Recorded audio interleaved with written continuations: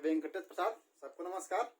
आप सबका स्वागत है श्योर सक्सेस विथ आलोक। आज हम लोग चैनल पर आज हम लोग जो इन्हीं डायमेंशन का जो पढ़ रहे थे पहले टीजीटी साइंस के लिए, उसमें हम लोग कुछ सवाल डिस्कस करेंगे।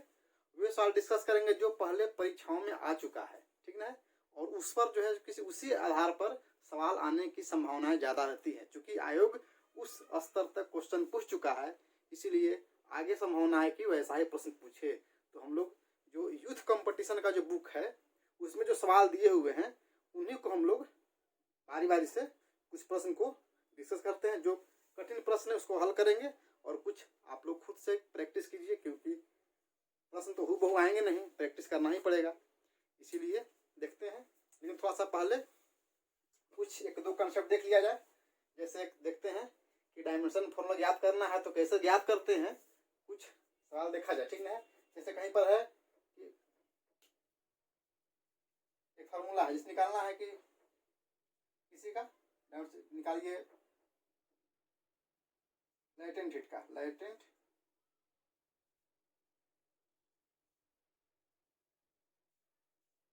हीट का फॉर्मूला निकालना है।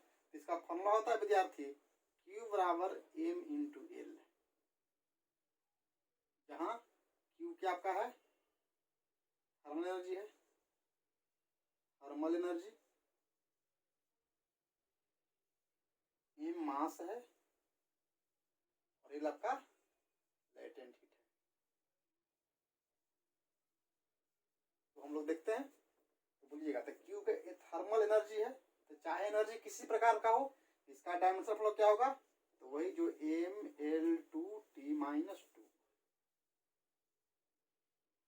मास है, इसका क्या होगा, M होगा, और इसका तो L निकालना है,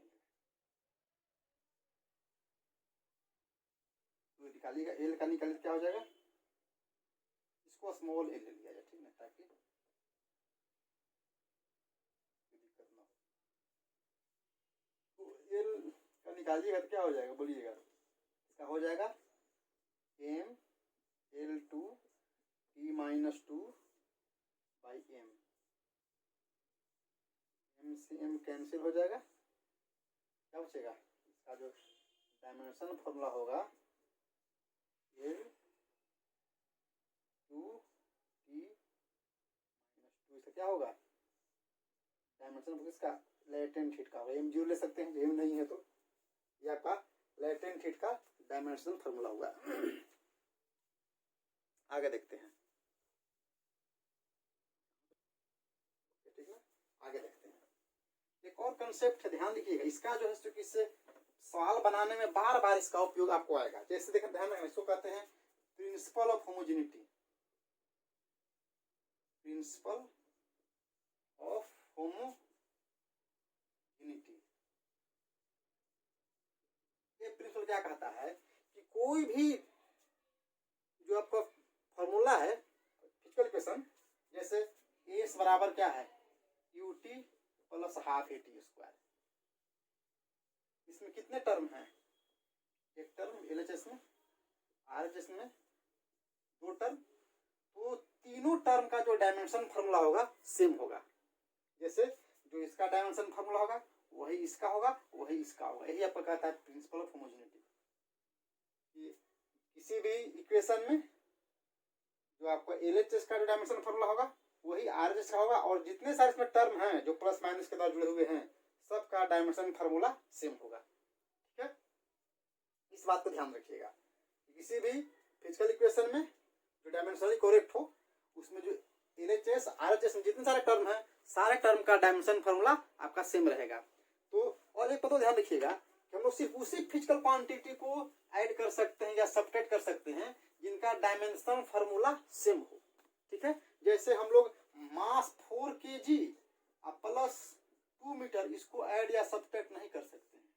क्यों, क्योंकि इसका डायमेंशन फॉर्मूला होता है मास का m होता है, ऐसा क्या होता है, मीटर का लेंथ होता है l, इसको नहीं ऐड कर सकते। हाँ, कहीं पर रहेगा 4 सेकेंड माइनस 2 सेकेंड, सेकंड हो जाएगा। क्यों? क्योंकि इसका भी होता है टी, तो क्या होता है टी होता है, तो इसका भी क्या हो जाएगा टी रहेगा। ध्यान रखिएगा यहाँ पर टी माइनस टी बराबर 0 नहीं होगा, क्योंकि हम लोग यहाँ पर डायमेंशन को घटा रहे हैं, ना कि कोई आपका जो है सिंपल प्लस माइनस नहीं है। तो वही बता रहे थे कि सिर्फ उसी फिजिकल क्वांटिटी को हम लोग ऐड कर सकते हैं या सब्ट्रैक्ट कर सकते हैं जिसका डायमेंशन फॉर्मूला सेम हो। और प्रिंसिपल ऑफ होमोजेनिटी समझ गए। तो हम लोग देखते हैं प्रश्न, देखा जाए पहला सवाल।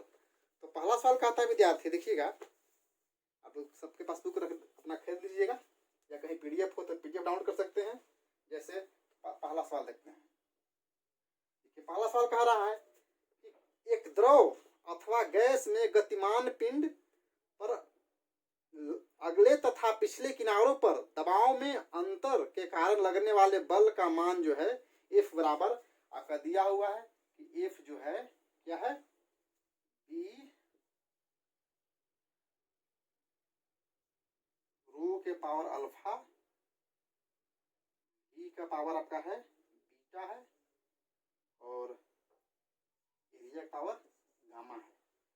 यहाँ पर अल्फा बीटा गामा कांस्टेंट है, लिखा हुआ है कि अल्फा बीटा और गामा आपका क्या है कांस्टेंट है, मतलब स्थिरांक है। और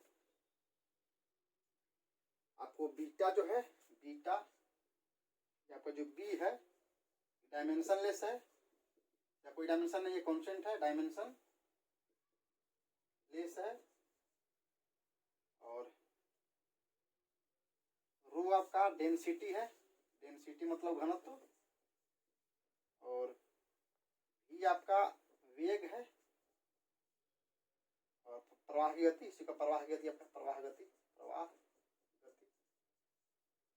और ई आपका एरिया है, आपका है क्रॉस सेक्शनल एरिया, ठीक है, area of cross section, area of cross section.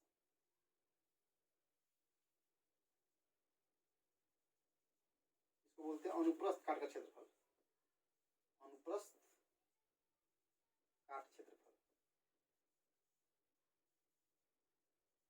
जब घनत्व हो गया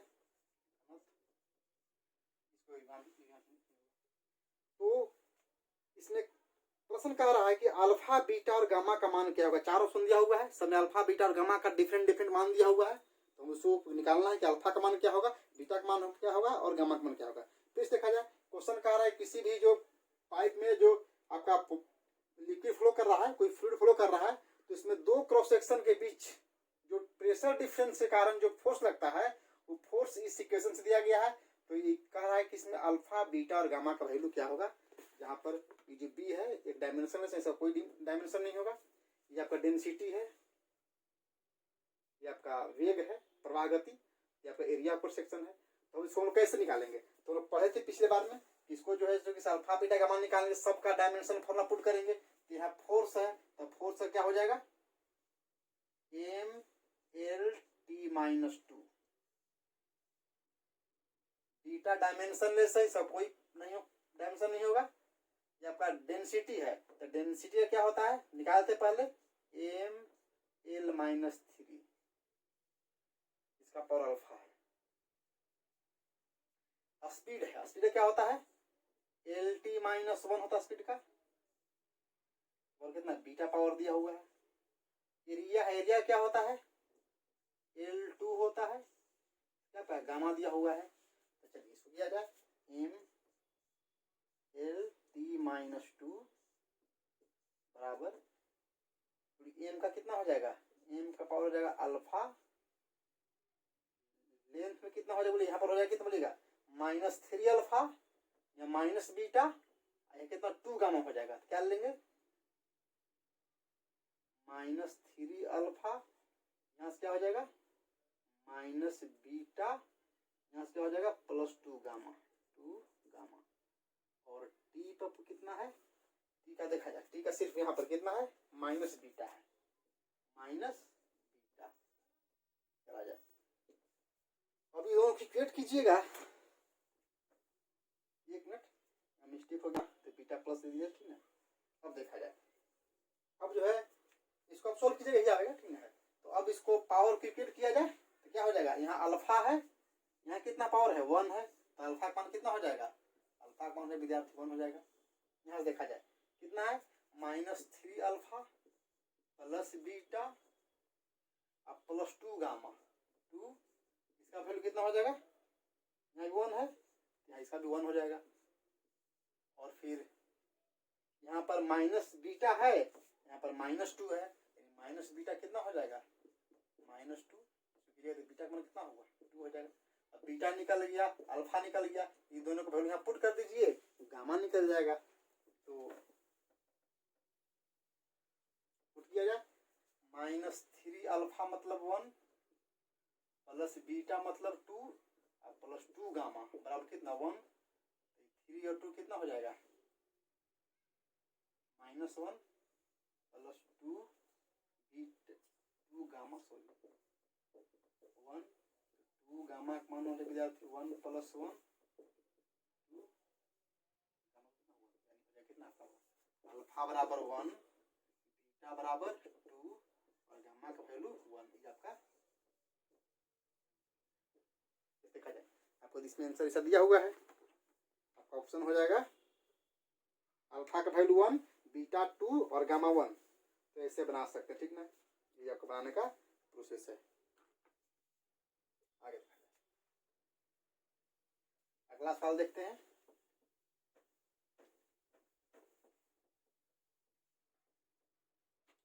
अगला है कि सरफेस टेंशन का डायमेंशन फॉर्मूला क्या होता है। सरफेस टेंशन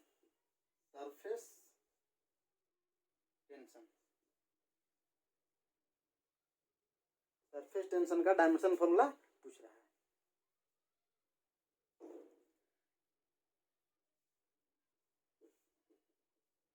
तो सरफेस टेंशन में होता है विद्यार्थी, surface tension force by length होता है। जो पढ़ेंगे फ्लूइड मैकेनिक्स वहां पढ़ा देंगे विस्तार से, फोर्स बाय लेंथ। तो इसका डायमेंशन में तो फोर्स का क्या पढ़े हम लोग m/L/T-2, लेंथ का होता है L, दोनों कट जाएगा, क्या हो जाएगा mt माइनस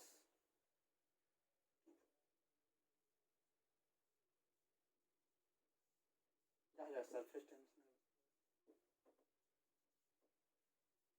अगला सवाल देखा जाए। अगला सवाल कहता है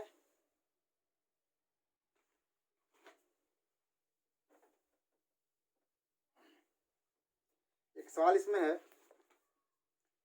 इन वांडर वाल इक्वेशन दिया हुआ है इसमें P plus A/V² into V minus B equal to क्या, इक्वल टू है RT है, RT। तो इस क्वेश्चन पूछ रहा है ए कांस्टेंट है, ए अभी कांस्टेंट है, तो ए का मात्रक क्या होगा, ए का मात्रक देखा जाए। तो हम पढ़े थे, अभी पढ़ाए बोले थे प्रिंसिपल ऑफ होमोजेनिटी में कि किसी भी इक्वेशन में LHS और RHS का जितना सारा टर्म्स है सबका डायमेंशन फॉर्मूला सेम होगा, या सिर्फ उसी को ऐड कर सकते हैं या सबट्रैक्ट कर सकते हैं जिसका डायमेंशन फॉर्मूला सेम हो। तो देखा जाता है यहाँ पर ये दोनों टर्म यहाँ पर ऐड किया हुआ है,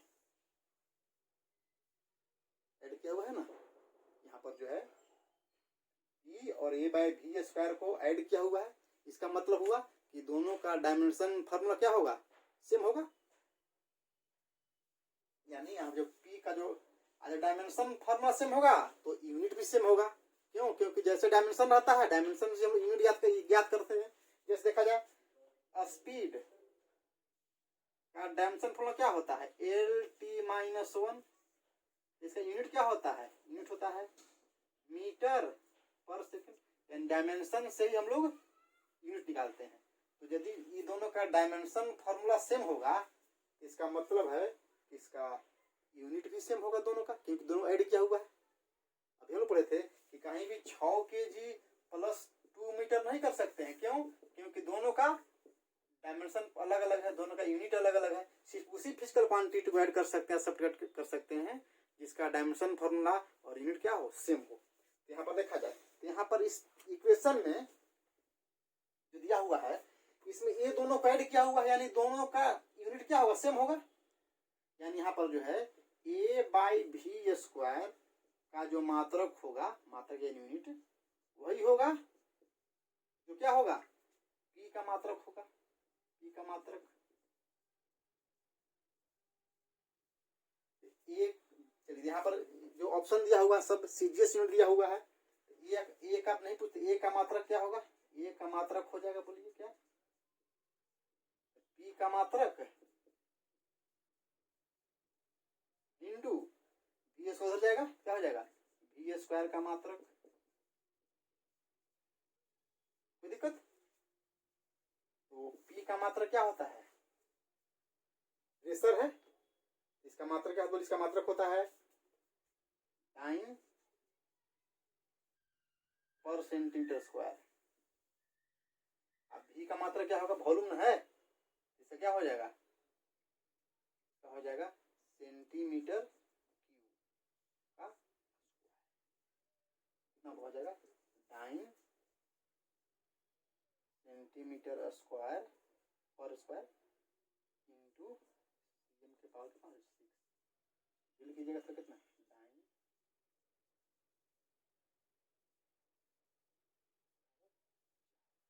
आपका आंसर हो जाएगा। इसका ऑप्शन ऐसा कोई है, इसका ऑप्शन ए में दिया हुआ है डाइन इंटू सेंटीमीटर के पावर 4, यहाँ इंटू हो जाएगा, ये आपका क्या हुआ, ए का मात्रक हुआ। ठीक है, ऐसी इसमें पूछता है कि बी का मात्रक क्या होगा, तो जब बी का मात्रक पूछेगा तब लोग क्या कीजिएगा, यदि इसमें पूछता है कि बी का मात्रक क्या होगा तो देखा जाए तो यहाँ पर साफ, तो ये दोनों को हम लोग सेपरेट कर रहे हैं, यानी जो बी का मात्रक वही होगा जो भी का होगा। तो बी का मात्रक यदि पूछता है हमसे तो और आसान है, क्या हो जाएगा, वही होगा जो भी का मात्रक होगा। यानी भी का मात्रक क्या होता है, वॉल्यूम है तो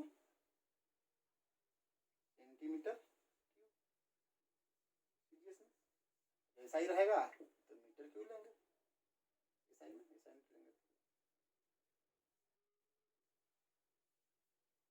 अगला सवाल,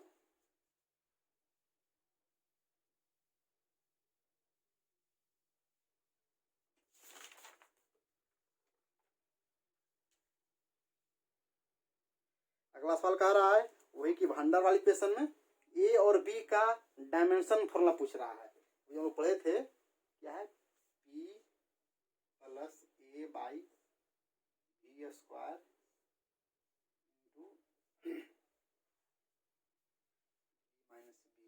माइनस बी आर टी। क्या पूछ रहा है कि ए का डायमेंशन फॉर्मूला क्या होगा और बी का डायमेंशन फॉर्मूला क्या होगा। अभी पढ़े हैं कि किसी फिजिकल इक्वेशन में दो टर्म को ऐड करें या सब्सट्रैक्ट करें तो उनका डायमेंशन फॉर्मूला हर हाल में सेम होगा। तो यहाँ पर जो इसका जो डायमेंशन फॉर्मूला होगा वही इसका होगा, तो क्या लिखेंगे, ए का बटा भी स्क्वायर का डायमेंशन फॉर्मूला वही होगा जो बी का डायमेंशन फॉर्मूला होगा। तो ए का डायमेंशन फॉर्मूला क्या हो जाएगा, तो बी का डायमेंशन फॉर्मूला इंटू भी स्क्वायर का डायमेंशन हो जाएगा। ये पी का क्या होता है, प्रेशर है, तो प्रेशर का लिखेंगे force by area, direct pressure का याद है तब पुट कर सकते हैं, इंटू वॉल्यूम का,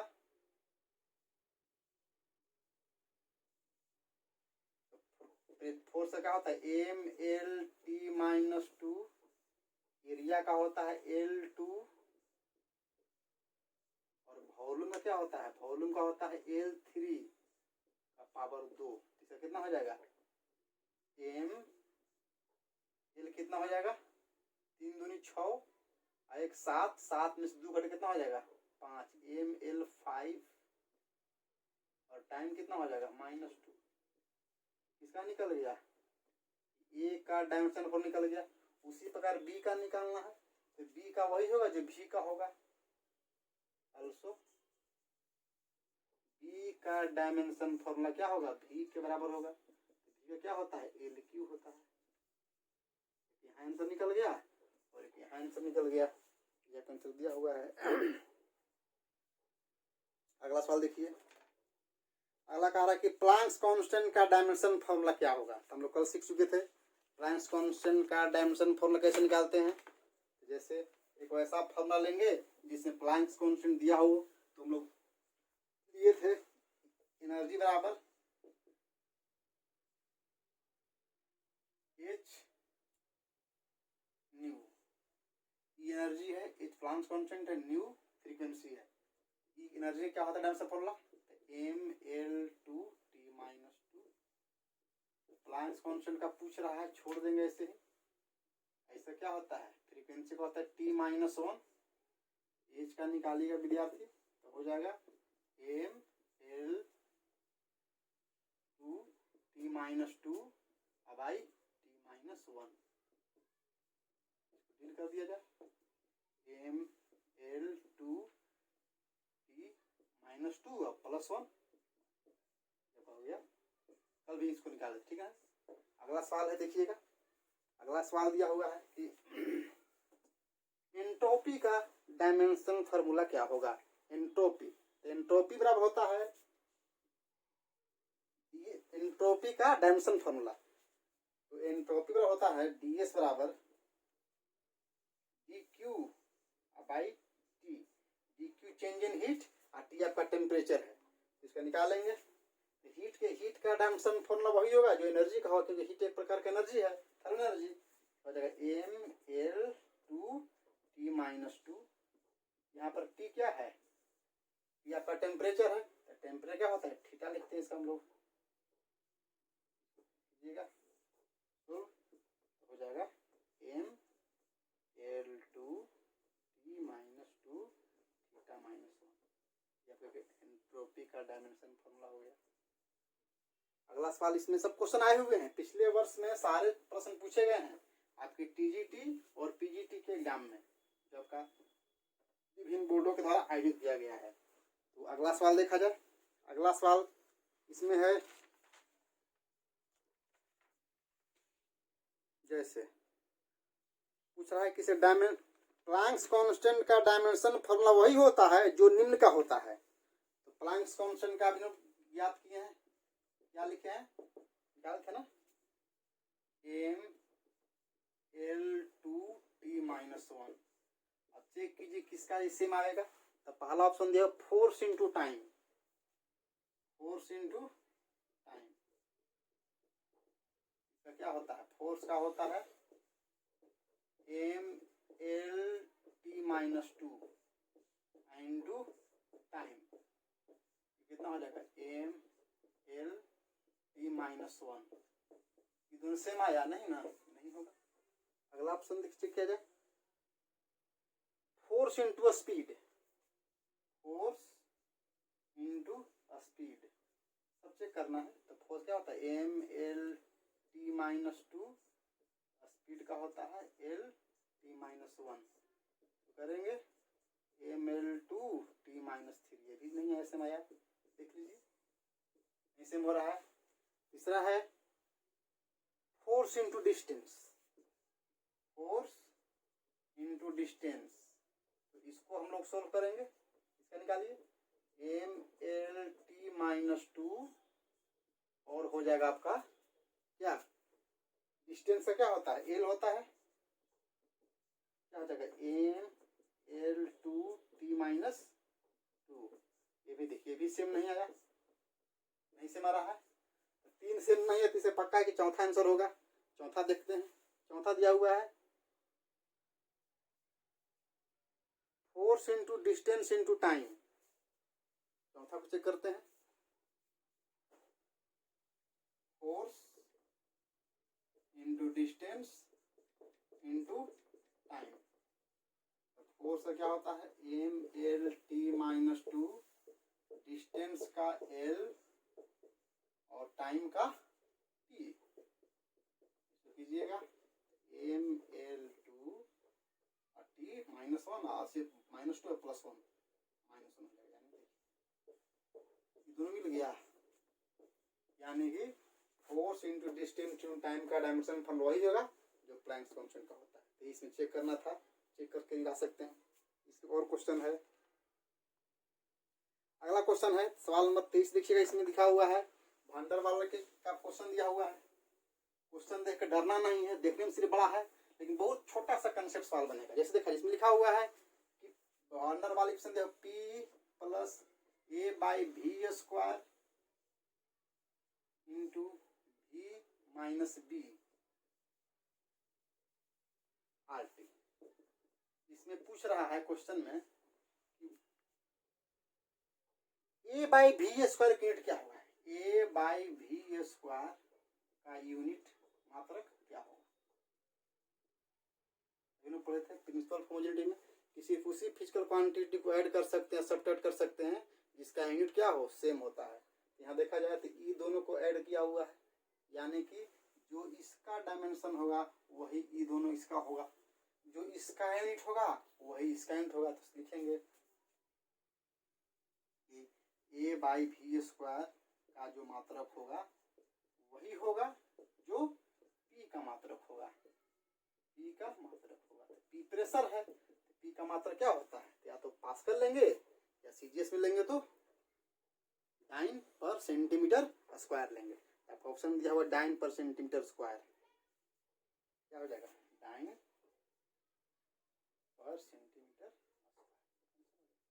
इतना बात देखकर डरना नहीं, ठीक ना, बस सिर्फ सिंपल एक कंसेप्ट है।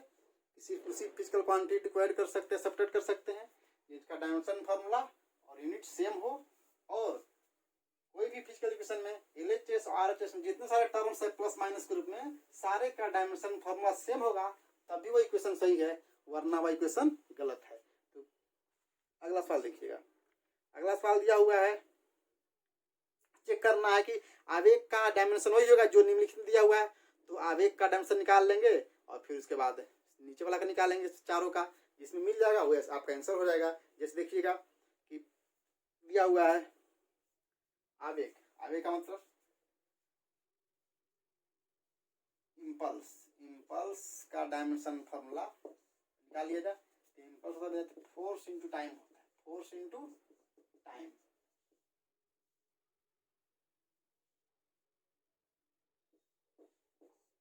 फोर्स का एम एल टी माइनस 2 और टाइम का T M L T minus 1। अब ऑप्शन चेक किया जाए कि किसका सेम आता है, जिसका सेम आएगा उसको टिक मार देना है। देखा जाए पहला है प्रेशर इंटू समय, प्रेशर इंटू समय, तो प्रेशर इंटू टाइम। प्रेशर क्या होता है एम एल -1 टी -2 प्रेशर का होता है। टाइम का क्या होता है टी, इसको कीजिएगा एम एल -1 टी -1। सेम आया नहीं ना। अगला चेक करते हैं, आ दिया हुआ है। अगला ऑप्शन होता है work by velocity, work by velocity, work by velocity.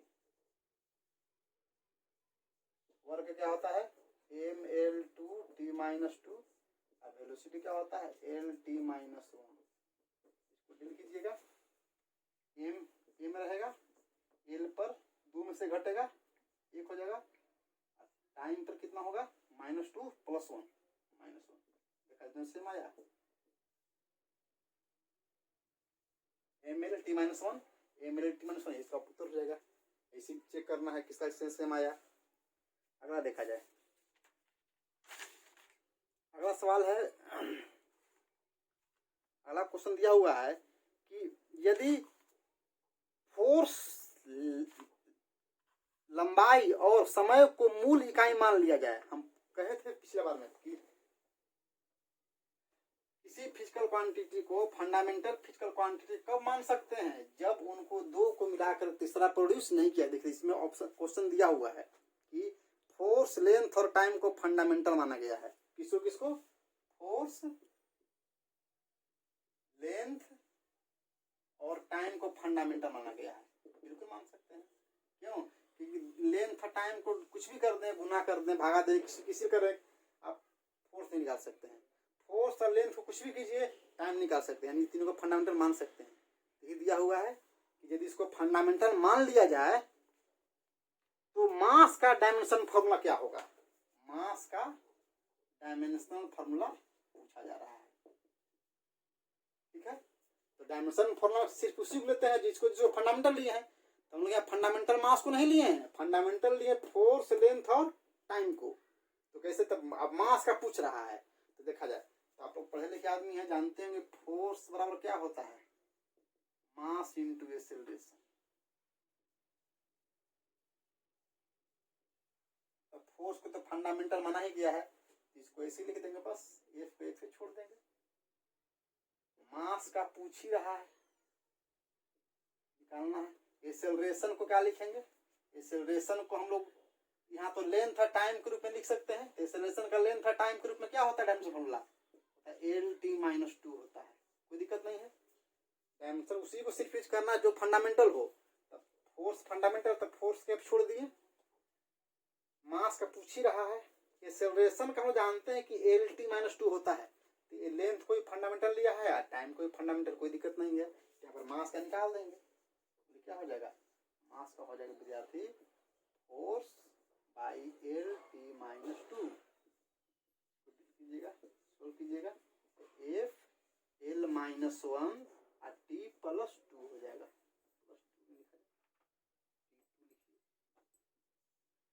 क्या हो गया? मास का डायमेंशन फॉर्मूला हो गया। कोई दिक्कत है किसी को? फ्रेंड्स बोलिएगा, कमेंट कीजिएगा। एक सवाल और देखते हैं, पूछ रहा है डायमेंशन फॉर्मूला पावर। पावर का डायमेंशन फॉर्मूला क्या होगा? अगला सवाल देखा जाए, पावर का डायमेंशनल फॉर्मूला। तो पावर का पूछ रहा है,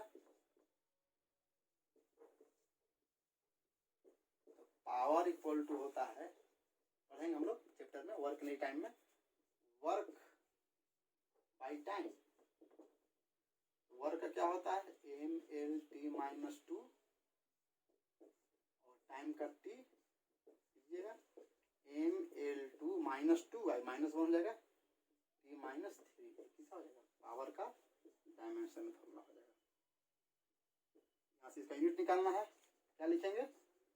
केजी, लेंथ का मीटर स्क्वायर, टाइम का सेकेंड माइनस। इसी को हम लोग बोलते हैं वाट बोलते हैं।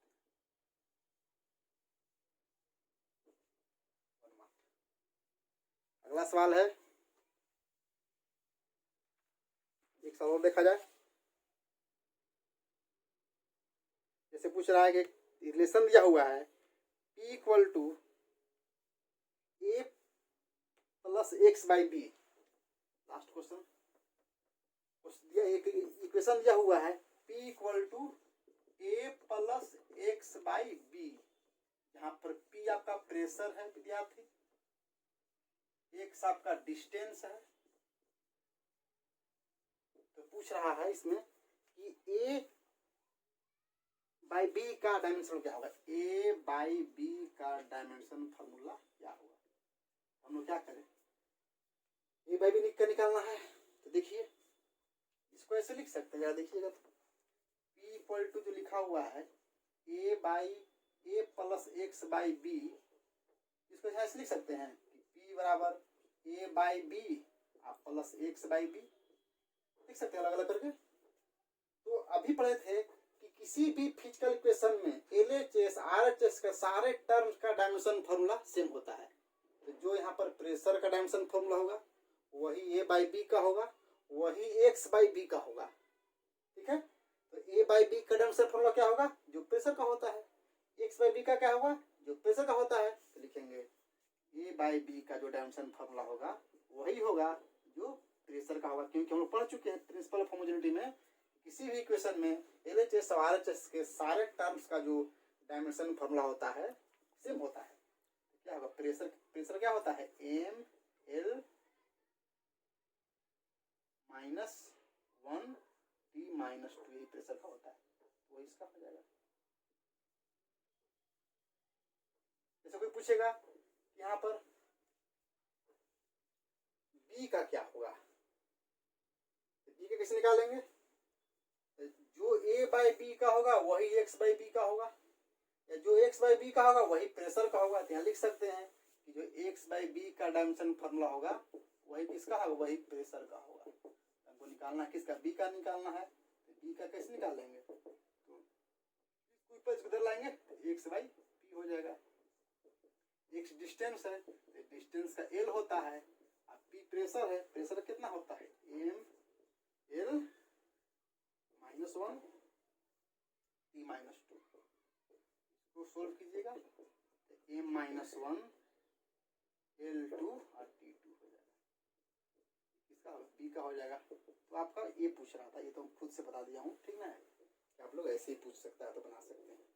ये आपका इस तरह से आपको जितना सारा सवाल आया था पिछले अथी में उसमें लगभग हो चुका है, कुछ सवाल एक दो और है, खुद से बनाइए, फिर इसको अथी कीजिए, प्रैक्टिस कीजिए और फिर पूछ सकते हैं कमेंट में आप। तो इस तरह से हम लोग यूनिट डायमेंशन समाप्त हुआ। अगले क्लास में हम लोग पढ़ेंगे कुछ नया चैप्टर, देखते हैं, ठीक है। तब तक कितना है, ओके, बाय फ्रेंड्स।